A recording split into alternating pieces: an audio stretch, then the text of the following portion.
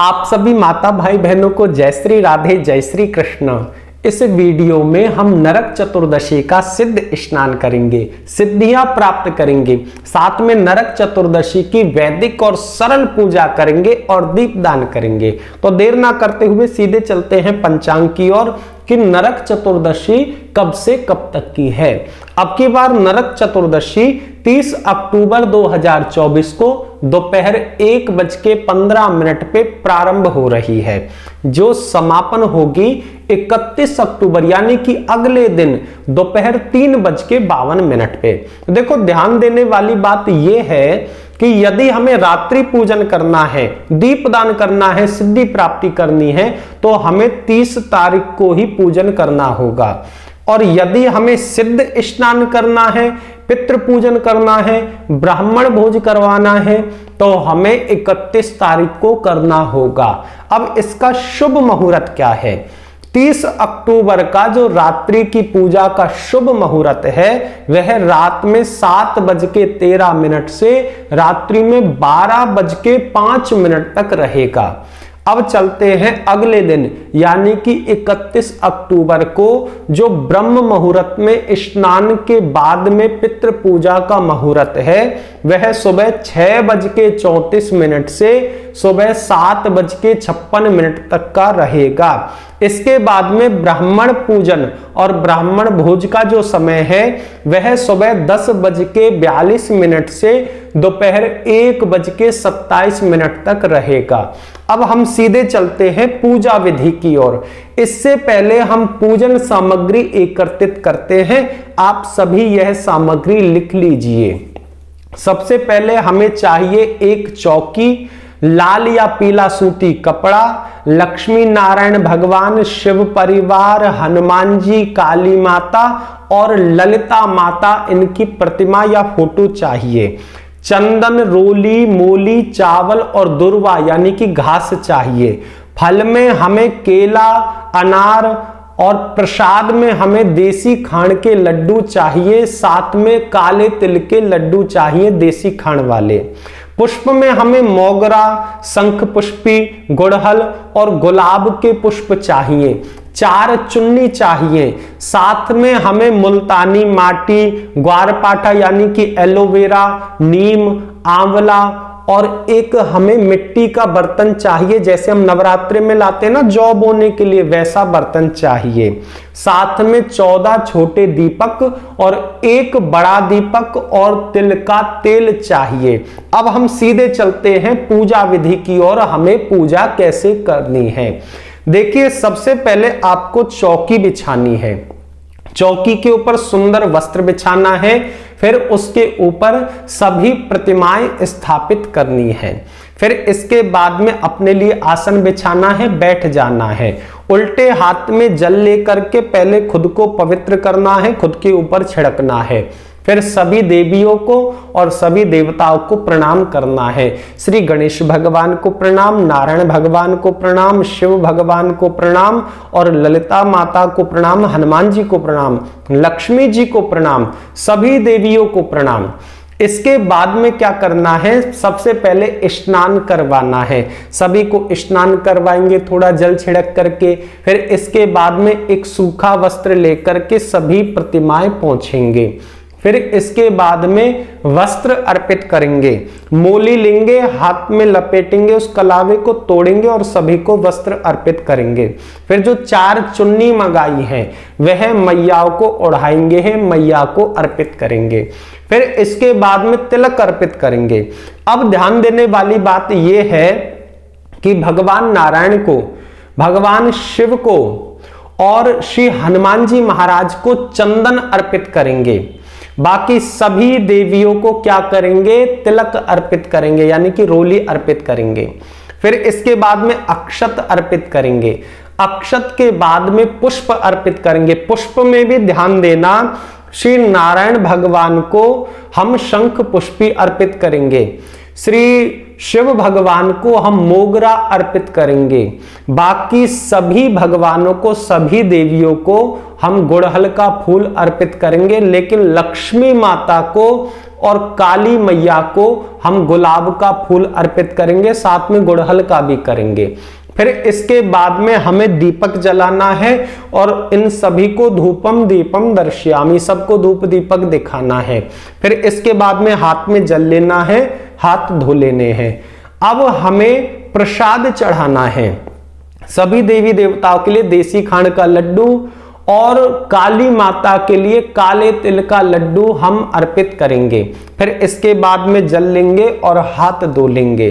फिर इसके बाद में फल अर्पित करना है। ध्यान रहे, शिव शंकर भगवान को, नारायण भगवान को और श्री हनुमान जी को हम केला अर्पित करेंगे। बाकी सभी देवी देवताओं को हम अनार अर्पित करेंगे, लेकिन हनुमान जी को भी एक अनार अलग से अर्पित करना है। फिर इसके बाद में क्या करना है, हाथ में जल लेना है, हाथ धो लेने हैं। अब हाथ में पुष्प लेकर के प्रार्थना करनी है कि हे प्रभु, हे मैयाओं, हे देवियों, आपके नाना प्रकार के रूप हैं, मैं इन्हें नहीं जानता और ना माता मैं अपनी बुद्धि से इनको समझ सकता हूं। आप ही कृपा करो तो आपके रूप समझ में आते हैं। मैया आपके चरणों में बारंबार प्रणाम है, सदैव अपनी कृपा बनाए रखना। इतना कह करके वह पुष्प इन सभी के चरणों में अर्पित कर देने हैं। अब हमें बलि चढ़ानी है। बलि कैसे चढ़ाएंगे, अनार लेंगे और एक चाकू लेंगे, काली माता का नाम लेके ओम ऐम ह्रीं क्लीं चामुंडा ये विच्चे ऐसे कह के बलि हम चढ़ा देंगे। बलि चढ़ाने के बाद में उस अनार का क्या करेंगे, कहीं भी जाकर के जमीन पे गाड़ देंगे। अब इसके बाद में फिर से हाथ धोने हैं।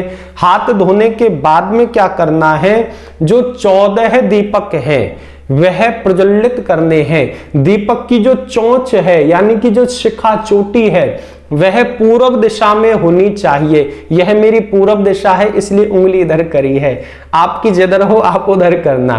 तो पूर्व दिशा की ओर 14 दीपक और एक बड़ा दीपक जलाना है यम देवता के लिए। ध्यान रखना, उस बड़े दीपक में थोड़े से काले तिल डाल देना।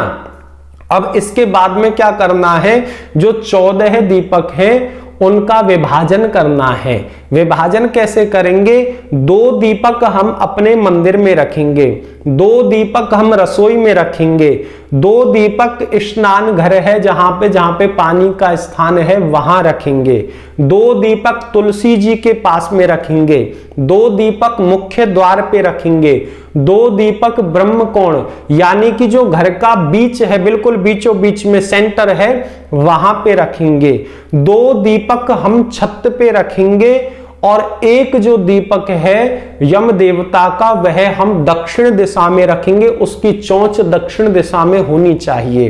कुल मिला के यम देवता से भगवान की भक्ति मांगनी है और अंत समय में प्रभु का ध्यान मांगना है। इस प्रकार से यम देवता को प्रणाम करेंगे। अब इसके बाद में इन सभी की आरती करनी है। आरती के बाद में क्या करेंगे, हल्की सी घास लेकर के गणेश भगवान पे अर्पित करेंगे और ललिता मैया पे अर्पित करेंगे और इनसे प्रार्थना करेंगे कि हे प्रभु सदैव हमारी बुद्धि पे विराजमान रहना और सही कार्यों में हमारी बुद्धि लगाए रखना। हे ललिता माता सदैव हमारे चित्त पे विराजमान रहना और हमारी बुरी संगत से, बुरी आदतों से हमेशा रक्षा करती रहना। इस प्रकार से प्रणाम करना है। फिर इसके बाद में जो मिट्टी का बर्तन था ना उसमें हम क्या डालेंगे, मुल्तानी मिट्टी डालेंगे, ग्वार पाठा यानी कि एलोवेरा डालेंगे, नीम के कुछ पत्ते डालेंगे और आंवला डालेंगे। यह सभी सामग्री पीस करके डालनी है, मुल्तानी माटी पीसना नहीं, उसे भिगोना। अब ये हम सारी सामग्री एक साथ भिगो देंगे। फिर इसके बाद में रात्रि में आपको सिद्धि प्राप्ति करनी है। सिद्धि प्राप्ति के लिए ध्यान रखना आपका आसन ठीक होना चाहिए। जितासनो जित श्वासो जित संगो जितेंद्रिया। आपकी इंद्रियां एकाग्रचित होनी चाहिए, भटकाव नहीं होना चाहिए कहीं पर भी। मैं आपको कुछ सिद्ध श्लोक और सिद्ध मंत्र बता रहा हूं जो बहुत ही जल्दी आज की रात्रि में सिद्ध हो जाते हैं। सबसे पहला श्लोक है तीनों प्रकार के तापों का विनाश करने वाला और भगवान की शरणागति दिलाने वाला श्रीमद् भागवत महापुराण का पहला श्लोक। सच्चिदानंद रूपाय विश्वोत्पत्त्यादि हेतवे तापत्रय विनाशाय श्री कृष्णाय वयं नुमः। इस श्लोक का जाप करना है रात्रि भर। दूसरा श्लोक है भगवान की गर्भतंत्र शक्ति यानी कि क्लीम शक्ति, ब्रह्मांड की शक्ति को प्राप्त करना और श्री भगवान के हिसाब से चलना, यानी कि आपकी यह शक्ति हमेशा रक्षा करेगी। यह क्या मंत्र है? ओम क्लीं कृष्णाय गोविंदाय गोपीजन वल्लभाय स्वाहा। अब तीसरा मंत्र है भगवान शिव शंकर का। यह मंत्र कोई भी विपत्ति हो, ऐसी कोई विपत्ति नहीं जो इसके सामने टिकी हो, यह मंत्र आप सिद्ध कर लोगे, शिव की विशेष कृपा हो जाएगी। यह मंत्र इस प्रकार है। ओम अघोरेभ्यो अथ घोरेभ्यो घोर घोर तरेभ्यः सर्वेभ्यः सर्व सर्वेभ्यो नमस्ते अस्तो रुद्र रूपेभ्यः। इस प्रकार से ध्यान रखना, आपको एक ही श्लोक या एक ही मंत्र की सिद्धि करनी है, भटकना मत। एक साधे सब सधे, सब साधे सब जाए। अब एक मंत्र है हनुमान जी का। यदि यह आपने सिद्ध कर लिया तो कहने ही क्या, चारों युगों में आपकी रक्षा करेगा, यानी प्राणांत के बाद में भी आपकी रक्षा करेगा। क्या है यह मंत्र? ओम हनुमते रुद्रात्मकाय हुन फट। इस प्रकार से यह मंत्र जपना है। अब एक और मंत्र है, वह काली सिद्धि का मंत्र है, क्योंकि काली माता की विशेष पूजा होती है इस रात्रि में। उसके लिए आपको या तो ये मंत्र निकाल लेना, नहीं तो देखो ये दुर्गा सप्तशती है मेरे पास में, इसमें ये श्लोक है या मंत्र कह लो इसे, सिद्ध कुंज का स्तोत्र का। ओम ऐं ह्रीं क्लीं चामुंडाय विच्चे ओम ग्लौं हूं क्लीं जूं सः ज्वालय ज्वालय ज्वल ज्वल प्रज्वल प्रज्वल ऐं ह्रीं क्लीं चामुंडाय विच्चे ज्वल हम सं लं क्षं फट स्वाहा। इस प्रकार से ये मंत्र है। अब इसके बाद में क्या करना है? रात्रि भर यह है चलेगा मंत्र जाप। यदि आपको विष्णु भगवान कृष्ण भगवान का जाप करना है तो पूरब दिशा में, यदि आपको देवी जाप करना है तो उत्तर दिशा में, भगवान शंकर का जाप करना है उत्तर दिशा में, और श्री हनुमान जी का जाप भी करना है तो उत्तर दिशा में। अब इसके बाद में रात्रि भर आपका जागरण हो गया। अगला दिन आ गया यानी कि 31 अक्टूबर ब्रह्म मुहूर्त में आपको प्रणाम करना है सभी देवी देवताओं का जिनका आपने जाप किया है, पूजा की है। फिर इसके बाद में क्या करना है? जो हमने मिट्टी के बर्तन में लेपन भिगोया था वह लेना है और अपने पूरे शरीर पे लगाना है, और पूरे शरीर पे लगा करके मालिश करनी है, और मालिश करके इसे 20 मिनट तक छोड़ना है। और 20 मिनट तक जो आपने रात्रि में सिद्धि के जाप किए हैं, चाहे कोई भी मंत्र आपने जपाओ, कोई भी श्लोक, उसी का जाप 20 मिनट तक करना है खड़े होकर के। यदि आपको मुद्रा आती हो तो और भी ज्यादा अच्छा है। भगवान विष्णु और भगवान श्री कृष्ण के लिए शंख मुद्रा इस प्रकार से, भगवान शंकर के लिए लिंग मुद्रा, देवी मैया के लिए, दुर्गा माता के लिए या काली माता के लिए योनि मुद्रा इस प्रकार से, और हनुमान जी के लिए ये देखो इस प्रकार से। यानी कुल मिला के मुद्रा भी ना आए आपको तो कोई जरूरी नहीं है, लेकिन इसका जाप 20 मिनट तक आपको करना है। 20 मिनट के बाद में स्नान करना है। स्नान में आपको यही मंत्र बोलना है जो आपने रात्रि भर जपे। पूरब, जैसे आपने जाप किया कृष्ण और विष्णु भगवान का, पूरब दिशा में मुख करके स्नान करना है। मैया का जाप, हनुमान जी का जाप और शिव शंकर जी का जाप किया है तो उत्तर दिशा में मुख करके जाप करना है। फिर इसके बाद में दीपदान करने हैं जैसे रात को करे थे, यानी कि 14 दीपक जलाने हैं, एक बड़ा दीपक जलाना है। ये अंधेरे में ही कार्य होना चाहिए। 14 दीपक के विभाजन मैंने आपको बता दिया है। 2 मंदिर में रखेंगे, 2 रसोई घर में रखेंगे, 2 स्नान घर में रखेंगे, 2 तुलसी के पास, 2 मुख्य द्वार पे, 2 ब्रह्म कोण में यानी कि घर के बिल्कुल बीचों बीच में, 2 छत पे रखेंगे और एक दीपक जिसकी चोंच दक्षिण दिशा में रहेगी, यमराज जी को यह अर्पित करके उनको प्रणाम करना है। फिर इसके बाद में पितृ पूजन करना है। पितृ पूजन के लिए आप ब्राह्मण भी बुला सकते हैं। यदि आप ब्राह्मण नहीं बुलाना चाहते हैं, स्वयं करना चाहते हैं, तो कुछ मत करिए, दूध लीजिए, तिल लीजिए और जौ लीजिए, हाथ में इस प्रकार से लेकर के अपने समस्त पितरों का नाम लेकर के, गोत्र बोल करके, अपना नाम लेकर के, गोत्र बोल करके और उनके चरणों में समर्पित करना है कि हे पितृ देवताओं, मुझे कुछ भी नहीं आता, जैसा भी है जो भी है आप इसे स्वीकार करें। वह तर्पण पौधे में देना है, ध्यान रखना कहीं आप नाली इत्यादि में बहा दो, तो वह पौधे में देकर के तर्पण, दूध, जौ और तिल, इसका तर्पण देकर के पितृ देवता को प्रणाम करना है।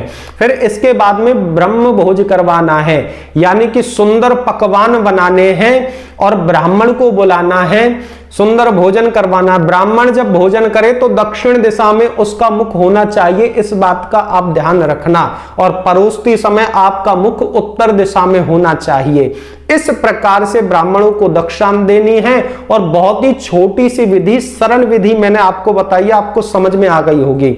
जिस प्रकार से दीपावली की रात का महत्व है, उसी प्रकार से नरक चतुर्दशी का भी महत्व है। आप इसको जरूर करिए और दीपावली से भी कहीं गुना ज्यादा इसका फल बताया गया है, क्योंकि सिद्धि चतुर्दशी से ही स्टार्ट हो जाती है और दीपावली की रात तक चलती है।